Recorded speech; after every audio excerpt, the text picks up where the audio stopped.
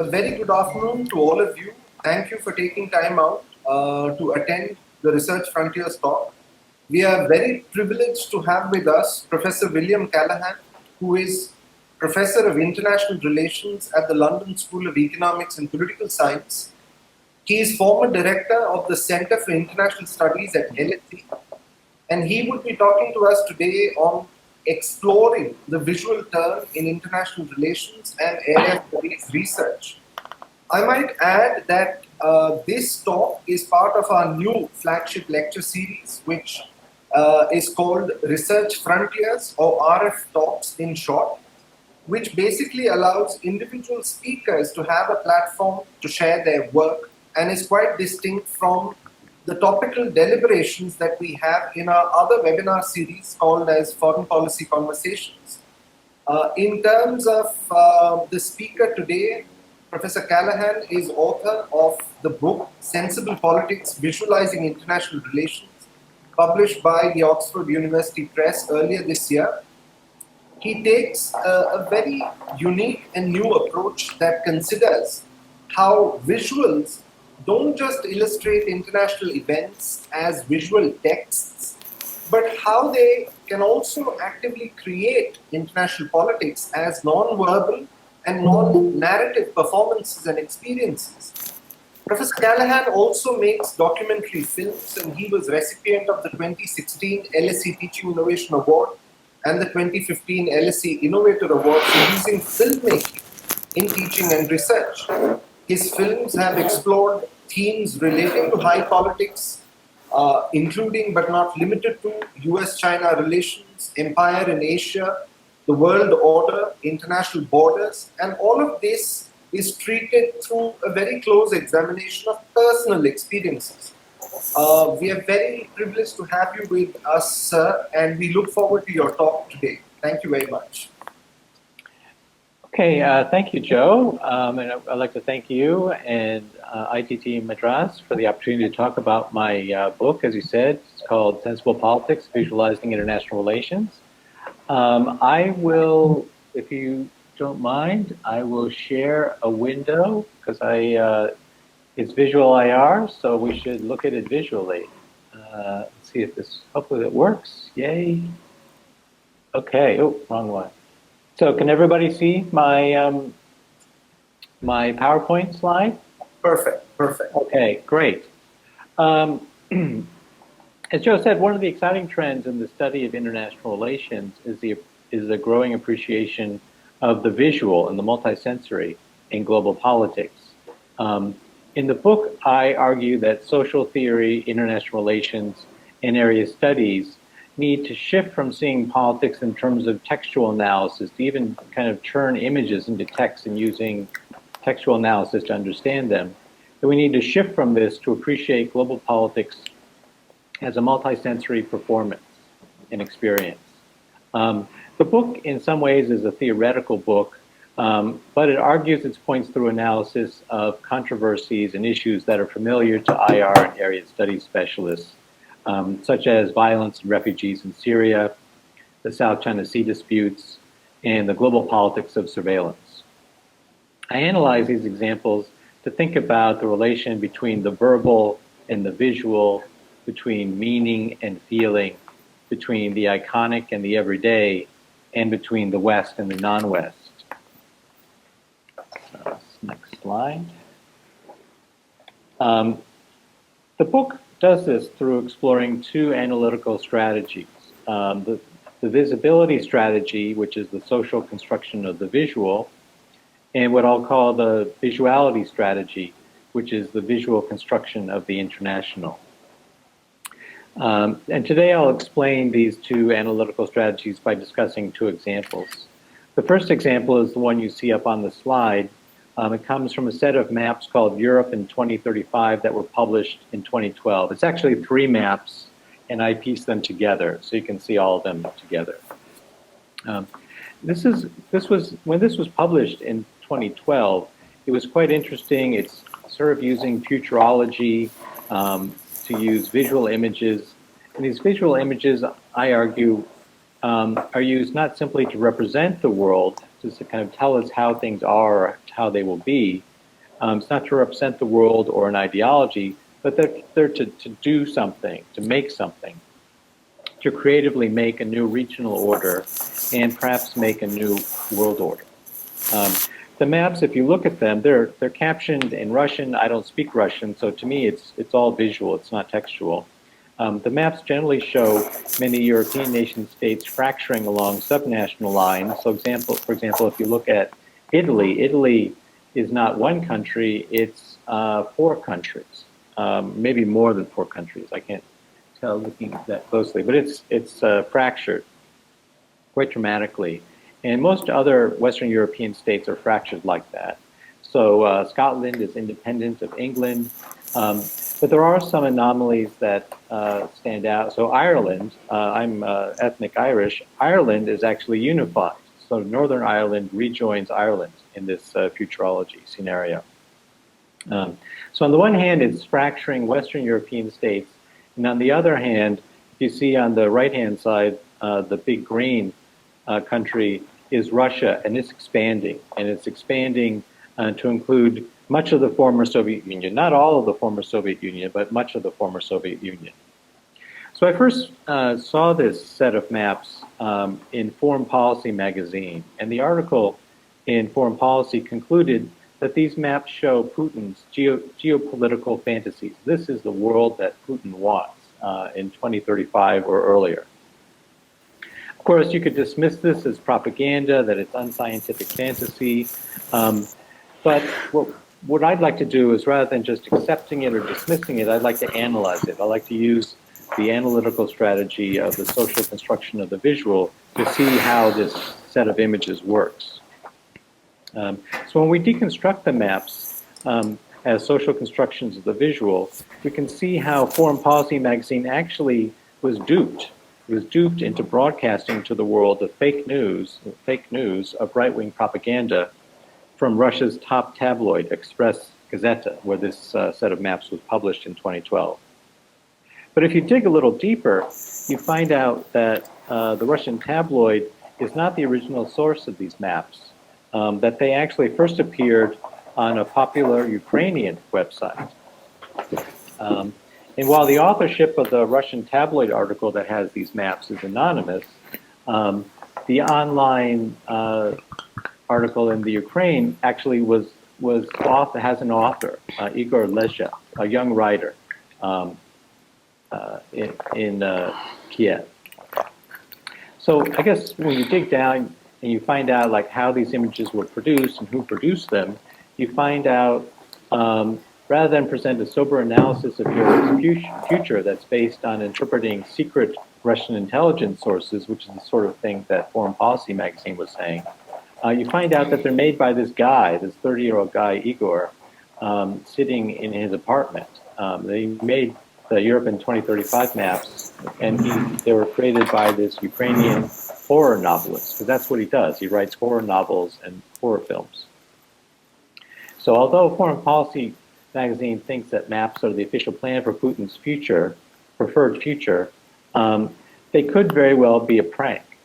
They could be just something this guy did on a weekend rather than something that has deep meaning that we in international relations have to take very seriously. So what I'm doing here is using what I call the visibility strategy to understand not necessarily the content of the meaning, what the images mean, but how they're produced. We need to also consider how their meaning is constructed by who produced them, when they're produced, where they're produced, and how they're produced, especially how the images are produced, distributed, and who views them. So this strategy is important because it enables us to speak truth to power, whether it's state power or corporate power, speak truth to power by revealing the power relations behind the image, like who made it, who's directed that. But in the book, I argue that it's not enough just to deconstruct images. This is what I was talking about before, using sort of textual analysis and literary theory to deconstruct images as texts. I think that it's not enough to do that, and that the impact of these maps is not limited to an empiricist question of their scientific accuracy, or a hermeneutic question of their secret hidden sources. I argue that the maps took on weight and influence not based on their truth value or their ideological value, but as they circulated around cyberspace. They circulated around cyberspace first in Russian language networks through the online tabloid newspaper, and then around the world again through Foreign Policy Magazine's English language online article. The articles, or this set of maps, was popular in Russia because it mobilizes segments of public opinion, elite and public opinion that longed for a new Russia, Novi Russia. And it was also important in the West because it mobilized segments of public opinion that are concerned about this resurgent Russia. In both cases, I try to underline how visual artifacts can mobilize people not just rationally by kind of what they think, but emotionally by what they sort of feel. And I try to develop this concept of effective communities of sense, that communities of people are formed through affect, through feeling, and they're also formed through kind of sensory method, through visual IR, through sensory, through kind of auditory IR, through sight, sound, and other senses. People thus, to the maps, people thus responded viscerally to what they saw. They responded with their body, it kind of moved them, rather than rationally to what they understood. What I try to argue is that critical inquiry also needs to change when you shift from ideology to effect. And so critical inquiry here changes from asking how the image is constructed to ask how does it make you feel?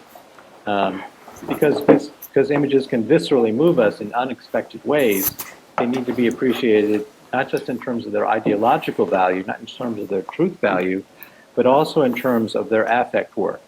Not just what they mean, but also how they make people feel, both as individuals and as collectives. So I'm interested not just in emotions and affect as an individual internal thing. I follow other people in trying to think about emotions as a shared collective experience that's provoked, in this case, by visual images. The Europe in 2035 episode also shows how almost anyone, including a young Ukrainian horror novelist, can make a map that does things, that changes things. Here provoking new social relations between Russia, Europe, and America that go far beyond the intent of any particular actor. So it's not just what was this guy Igor thinking when he was making these maps in Kiev, but the meaning of them now is out in cyberspace and it's circulating around and taking on all sorts of different spins and meanings. So this odd episode to me shows how visual images can work in non-narrative and non-linear ways to construct social relations by provoking emotions, some pride, but also awe and fear, and then to some people hope, by provoking emotions that are themselves political performances. In this way, the 20 and 35 map, in this way, the Europe in 2035 maps work performatively to create new visions of social order and world order by provoking new effective communities of sense. Okay, so that's what I do in one of my chapters, is I analyze these maps to sort of exemplify my two analytical strategies. The first one looks at the social construction of the visual, and then the second switches that around to see how the visual actually constructs social relations. So I do similar things in each of the chapters. First, I deconstruct the images to reveal hidden ideological meaning. But then I try to show how we need to get beyond textual analysis to see how visual images and multisensory artifacts can provoke new social orders and world orders. The second example that I'll discuss today is the politics of walls and the multisensory politics of walls, especially big border walls like the US-Mexico barrier, the Great Wall of China, and the Berlin Wall. I also want to address how area studies can deal with IR's problem of Eurocentrism. Because Eurocentrism and post-colonial and decoloniality are big issues in IR right now, and I try to address them in the book. I find that actually much visual IR research addresses Eurocentrism. I mean, it acknowledges and addresses the Eurocentrism issue through a robust critique of Western images of the non-Western order, of the non-Western others. So they're all looking towards Edward Said's Orientalism, the logic of the West kind of creating the East as a way to govern it. My concern is that Eurocentrism is not just about content, it's not just about the global power of Hollywood, and I think it's not just about content because Eurocentrism is also about theory and about method, where what some people call the West as method dominates discussions of Asia as well as in Euro-America. So I guess the example here is how people, including me, commonly use Western theory, post-structuralism, in my case, to analyze Asian case studies. So what I'm trying to ask is why don't we use Asian theory or Asian concepts to analyze Asia and other places as well? So I ask, how can we address this Eurocentrism, excuse me, of theory and method? One response that's common and popular now is to try and reverse the East-West power dynamic, to see Asia or China as a site of an alternative theory, that a ready-made, completely, complete alternative theory that can just easily, you can switch from Western theory to Asian theory. For example, it's popular now to present China's Tianxia system, China's all under heaven system, all under the heaven system, as an alternative to the Westphalian system of not diplomacy between equals, but now the tributary state relations, that sort of thing. I don't do this, and I think that the main problem with this is that it just replaces it replaces Eurocentric theory with a China-centric or an Asia-centric theory. Rather than do this, in the book I tried to explore visual IR through an assemblage, a sort of a group of concepts that are Chinese, Asian, Islamic, Western, traditional, and contemporary, that I'm trying to sort of shake up IR theory so that we don't have to choose between East or West, that we can have a bunch of different concepts that don't have to be so dominant, like seeing it as Eastern or Western. The goal here is to use Asian concepts, practices, and experiences as a critical juxtaposition to decenter, but not necessarily discard, critical IR discourse that tends to generalize from Euro-American examples. The book stresses how Asian visual images provide important concepts and tools that help us to understand sensible politics beyond Eurocentrism. Since my expertise is in Chinese politics and Chinese culture, the analysis often starts from there, but it's not to say that Chinese concepts are the new and the only way to understand things. I'm trying to kind of open up a discussion of how concepts from different times and places can help us understand global politics right now. Next slide. Oh, I was a slide ahead. Okay. As an expert in U.S.-China relations, I've been perplexed. I think so that is the right slide. As an expert in U.S.-China relations, I've been kind of perplexed by the popularity of the Great Wall of China. Why is the Great Wall so popular? Very few people criticize it, or you either love it or you hate it. And this interest in the politics of walls became even more acute when Trump announced his goal of building a wall on the U.S.-Mexico border in 2015.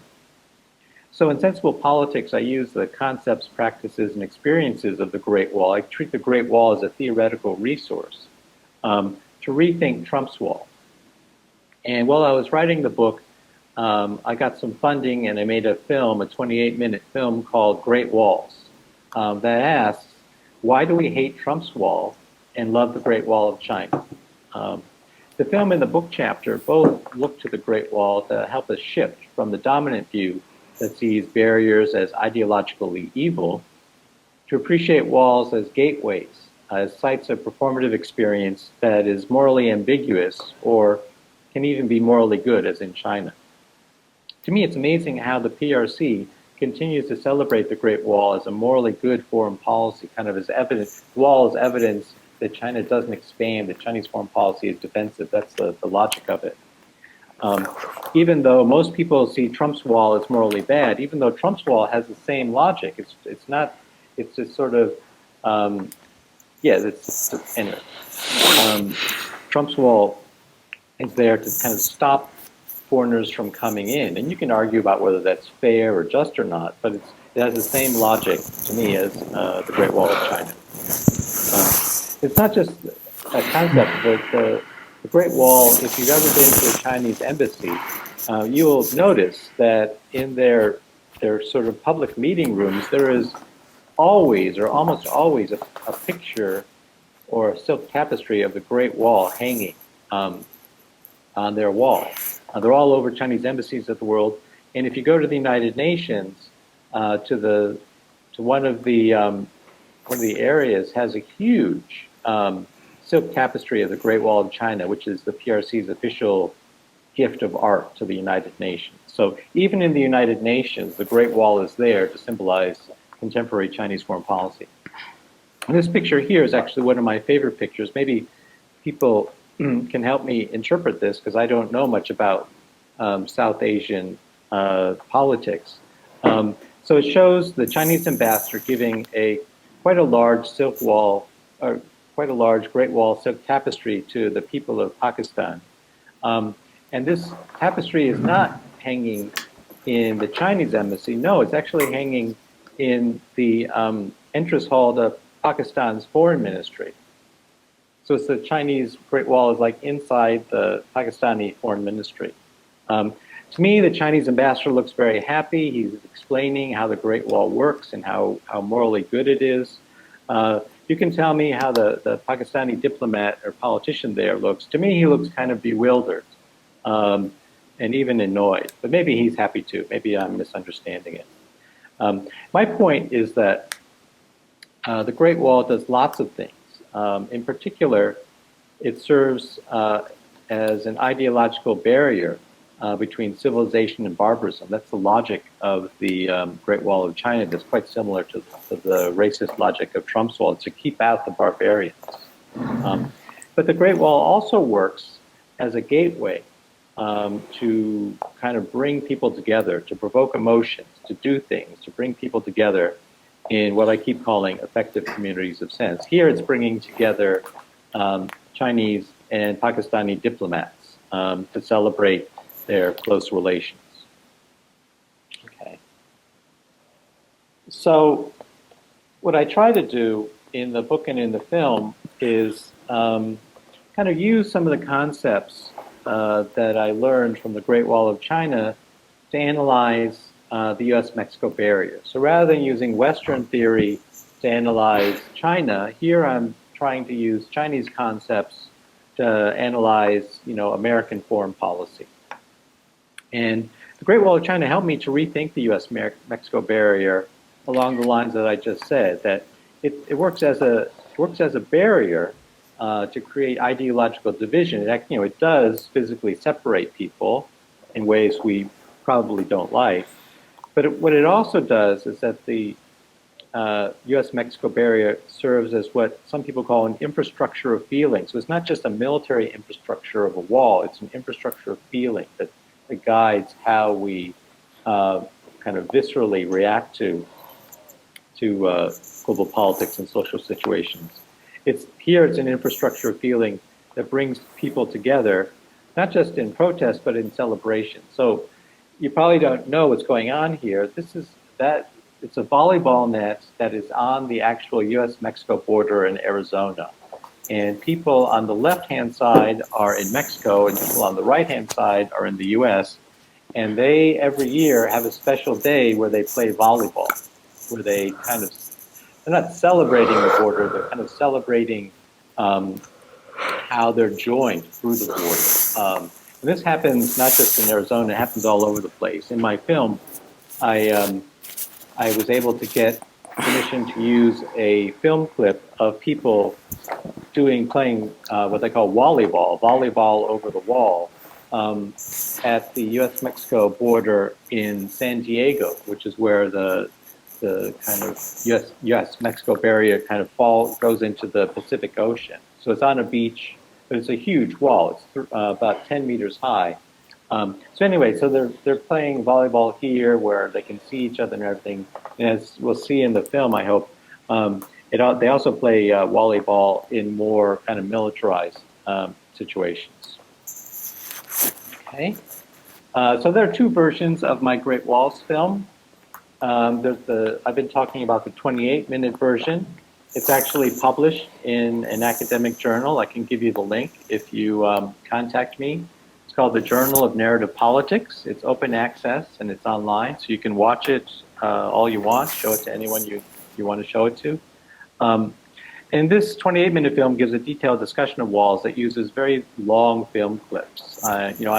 As I said, I got some funding to make this film, and one of the things that, if you have funding, one of the things you can do is like buy the copyright permission to use archive film of Nixon at the Great Wall of China, or Reagan at the Berlin Wall, and things like that. And so that's what I try to do there, is try to give a long and thoughtful analysis of the politics of walls. But this year, and it's very popular with university teachers and students, I find. But this year, I was able to get some more funding, and I decided I wanted to target a different audience. I wanted to target not universities, but kind of teenagers who are not in university necessarily, but teenagers who are like on TikTok and watching YouTube. So what I did is I hired an 18-year-old filmmaker. His name is Olaf. I hired him to do a 3-minute remix of my film to make it shorter and sharper.